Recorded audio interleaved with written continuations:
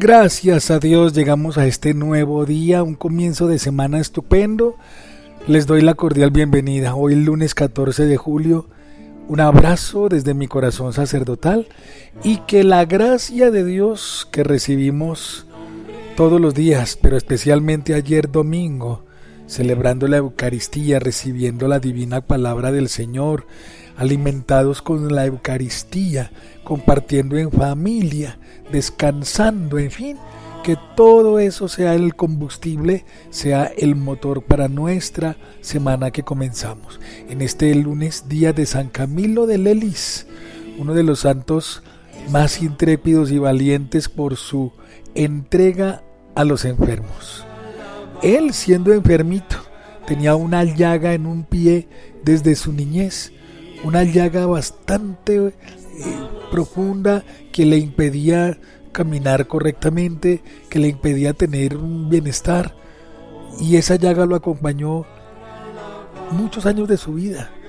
A veces se le curaba y quedaba tranquilo, pero luego cuando iba a emprender algún proyecto, esa llaga se le abría de nuevo y quedaba como disminuido, así como medio descuadernadito, pues, y entonces quedaba así como muy quieto, pero aún así él pudo sobrellevar esa situación difícil y se dedicó a cuidar a los enfermos en un hospital en Roma.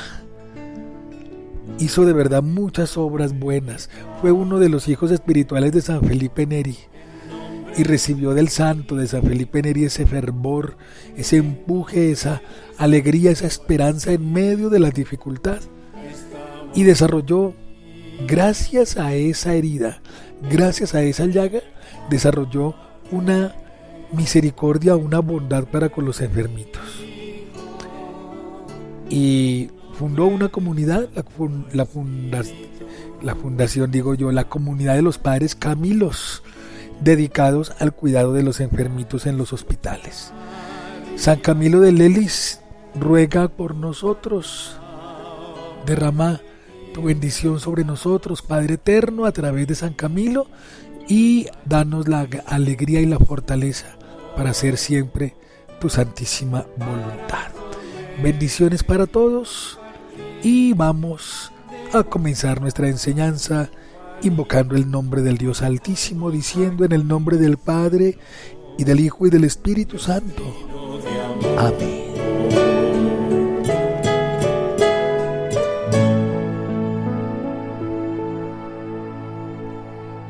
Estamos a los pies del Maestro.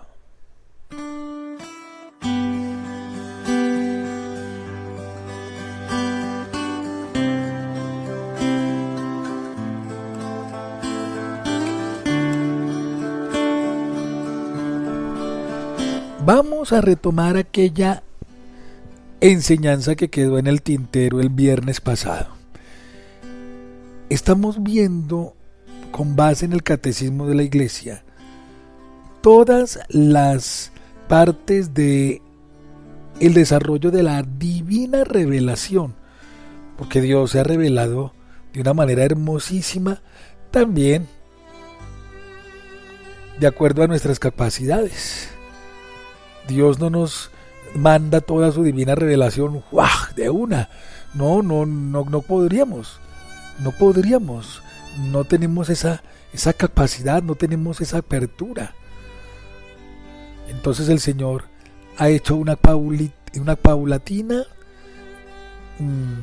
muestra de su presencia, revelándose a la humanidad en unos tiempos muy hermosos, la historia de la salvación que hemos venido enseñando en estos podcasts cuando no tocamos los salmos. Entonces, el viernes pasado habíamos hablado acerca de Adán y Eva, de Noé, luego de Abraham, luego de Israel, que es el nieto de Abraham, o sea de Jacob, y cómo de él Dios nuestro Señor sacó las 12 tribus de Israel. Y luego vimos papel importantísimo de Moisés y cómo el Señor lo toma a él como el libertador, como el caudillo de su pueblo, que saca al pueblo de Israel de las manos tortuosas, de las manos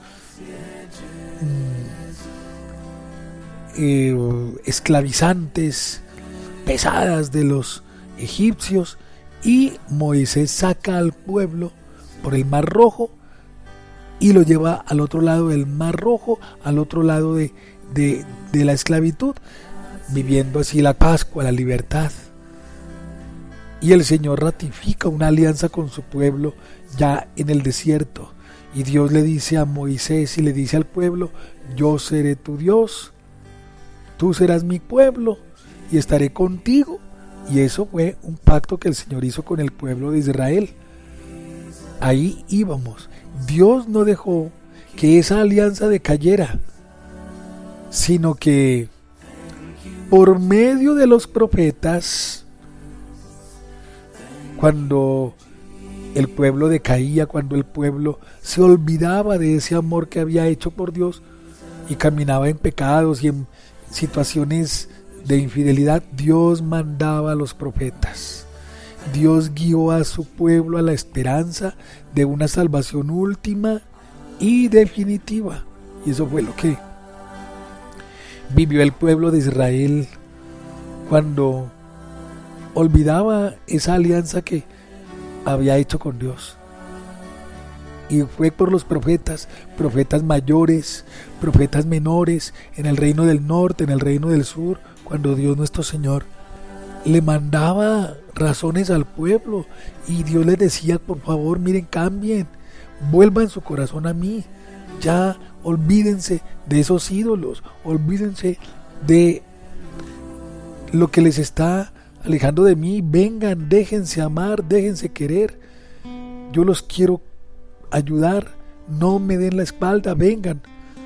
Era un clamor del Señor a través de los profetas, pero el pueblo no quiso obedecer. Y cuando el pueblo perdía el camino y olvidaba su compromiso con la alianza, Dios, con su amor infinito, reconducía al pueblo a la obediencia y a la justicia.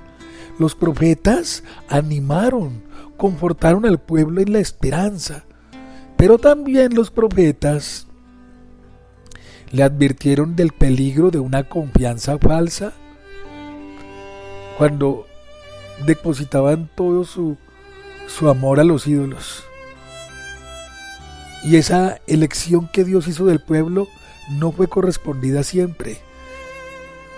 Y esa alianza se convirtió luego en juicio, en castigo de Dios por el pecado y por la infidelidad. Es que el pueblo de Israel fue muy infiel. Es verdad que era el pueblo elegido por Dios, pero no supieron ser fieles a la alianza. Y ocurrieron dos acontecimientos particulares muy profundos que todavía el pueblo de Israel los llora, los lamenta. La caída del reino del norte, o sea, Samaria. 10 de las 12 tribus de Israel cayeron, fueron tomadas, fueron aprehendidas. Cayó el reino del norte en el año 722 a.C. Y el otro acontecimiento muy triste, el exilio del reino del sur, o sea, Judá. Esas dos tribus restantes se habían separado siglos antes y fueron llevados a Babilonia, al reino asirio, al reino caldeo por Nabucodonosor, llevándolos como esclavos. Y ocurrió lo más duro y lo más trágico, la destrucción de Jerusalén, año 587.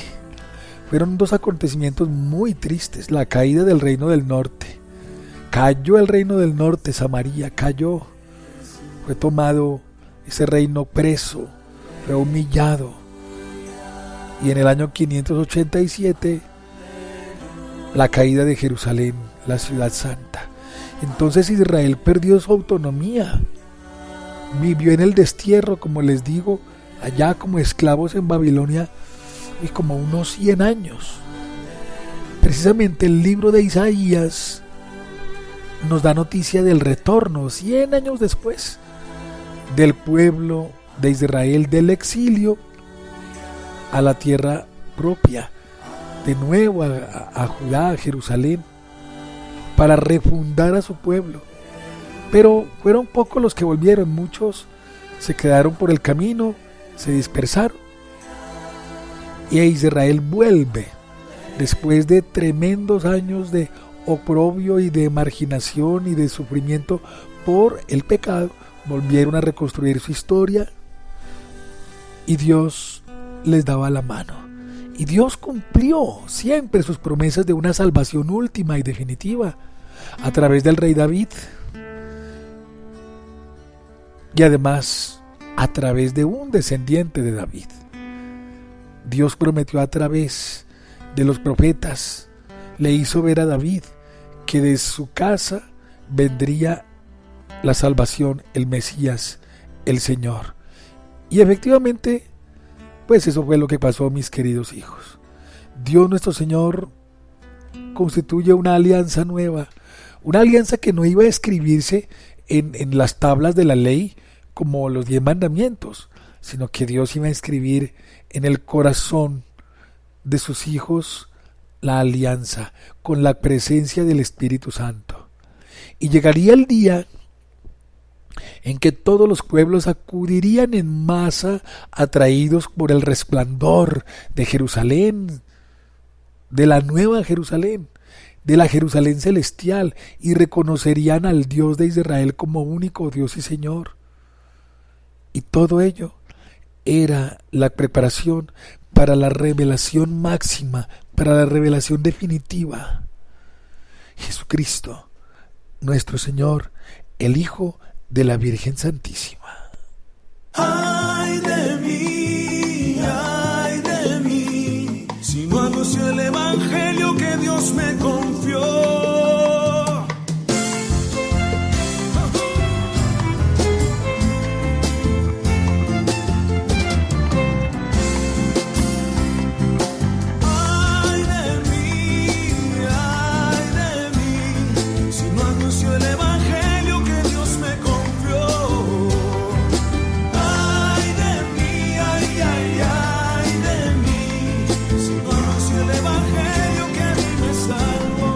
Ay de mí si no anuncio el evangelio de mi Señor. Ay de mí. ¿Qué será de nosotros si no somos misioneros del Señor? Ay de nosotros si en vez de dedicarnos a las cosas de Dios le rendimos el corazón a las cosas pasajeras. Miren lo que nos dice el evangelio de hoy, Mateo capítulo 10. En aquel tiempo dijo Jesús a sus discípulos: no piensen que he venido a la tierra a sembrar paz. Yo no he venido a sembrar paz sino espadas. He venido a enemistar al hombre con su padre, a la hija con su madre, a la nuera con su suegra. Los enemigos de cada uno serán los de su propia casa. El que quiere a su padre o a su madre más que a mí, no es digno de mí. El que quiere a su hijo o a su hija más que a mí, no es digno de mí. Y el que no toma su cruz y me sigue, no es digno de mí. El que encuentre su vida la perderá, y el que pierda su vida por mí la encontrará. El que los recibe a ustedes me recibe a mí, y el que me recibe a mí recibe al que me ha enviado. Y el que recibe a un profeta porque es profeta, tendrá paga de profeta. El que recibe a un justo porque es justo, tendrá paga de justo. El que dé a beber aunque sea un vaso de agua fresca a uno de estos pobrecillos, solo porque es mi discípulo, no perderá su paga, se lo aseguro. Cuando Jesús acabó de dar estas instrucciones a sus discípulos, partió de allí para enseñar y predicar en sus ciudades. Palabra del Señor, gloria a ti, Señor Jesús. Premio sin valor,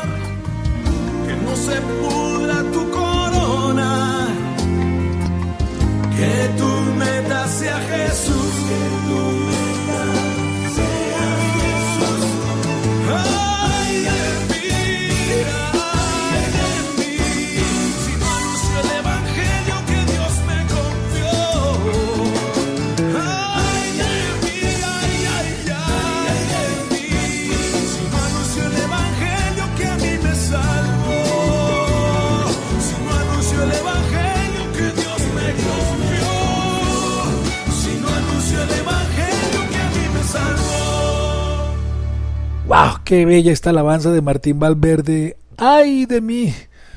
Si no anuncio el Evangelio del Señor, y de eso habla Mateo capítulo 10 al terminar este discurso misionero.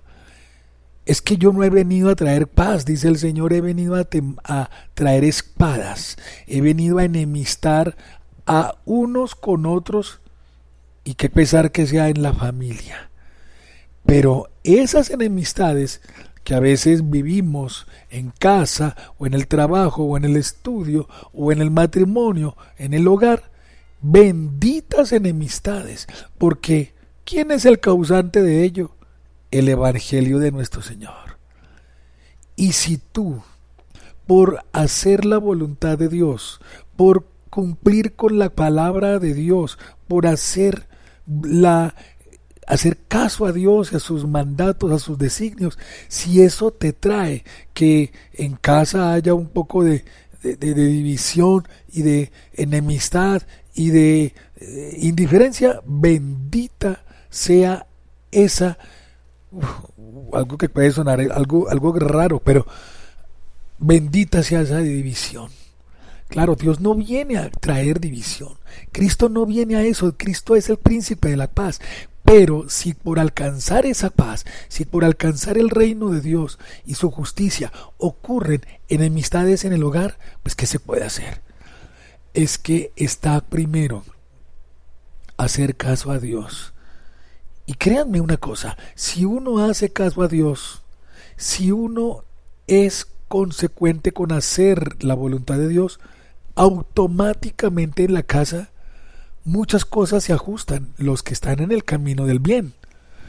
Pero si por ser honestos, por dedicarle tiempo a la oración, por ser castos, por ser fieles, por no estar en el pecado, por renunciar a la corrupción, por no ser perezosos, por decir la verdad, si por eso y mil cosas más vamos a recibir algunas críticas o indiferencias, pues como dice la vicepresidenta de nuestra tierra, es que decir eso no, bueno,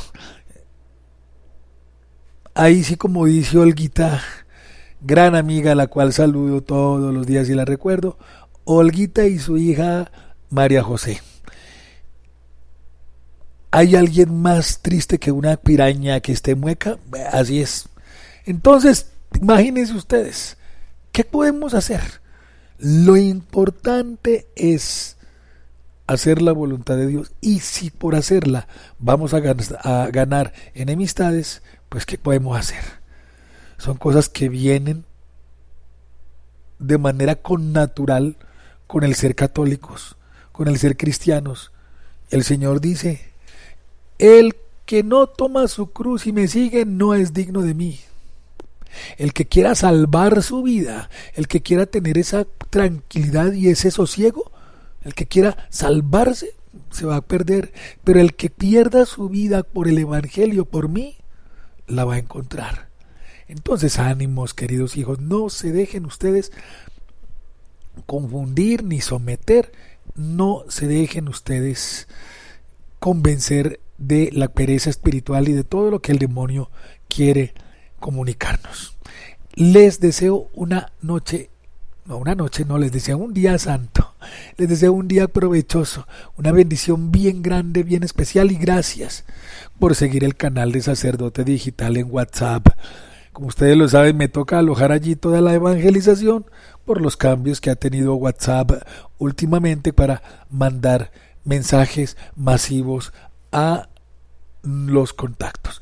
Y aprovecho pues para saludar a Brian Julián Carreño Rodríguez, a Juli, gran acólito, gran servidor del altar, un niño muy pilo, y gracias por dedicarle su infancia al altar. Un abrazo para ti, querido Juli, para tu mamá, tu papá, tu hermano, y que el Señor te siga bendiciendo infinitamente. Yo me siento muy contento de tenerte como uno de los acólitos de la parroquia. Un abrazo, bendiciones para ti, Juli, un abrazo grande, inmenso para todos ustedes. Que la intercesión de San Camilo de Lelis nos capacite para ser bondadosos, ayudar a los enfermos. Un abrazo para ustedes. Feliz lunes.